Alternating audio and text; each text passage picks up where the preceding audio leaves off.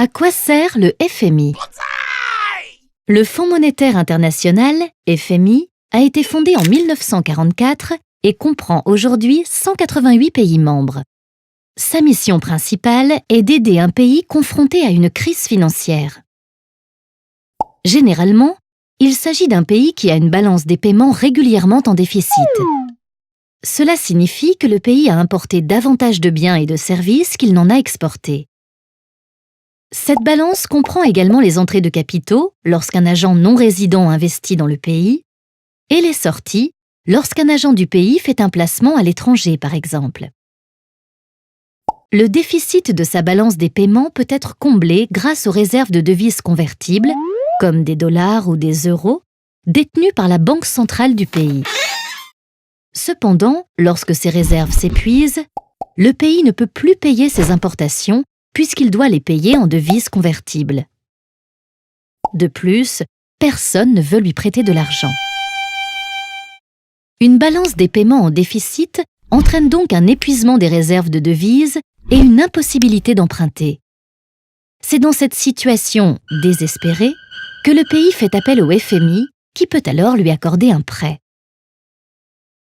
En contrepartie, il lui impose des conditions, sous forme de mesures qui visent à réformer l'économie du pays afin d'éviter de nouvelles crises.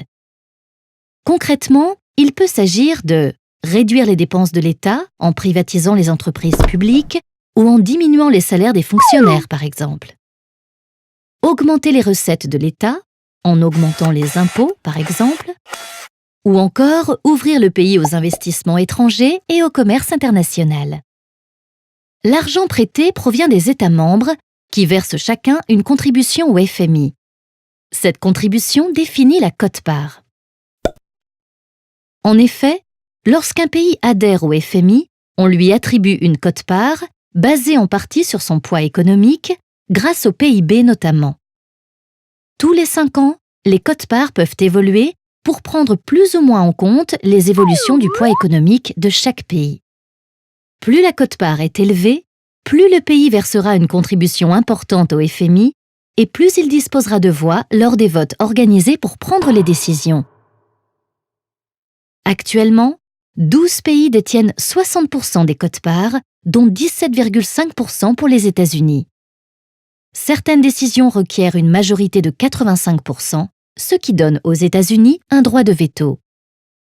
Aujourd'hui, le FMI subit une crise de légitimité, car la quote-part des pays émergents, comme le Brésil ou la Chine, est encore perçue comme trop faible par rapport à leur poids économique. En outre, l'efficacité des mesures qu'il impose est souvent remise en question.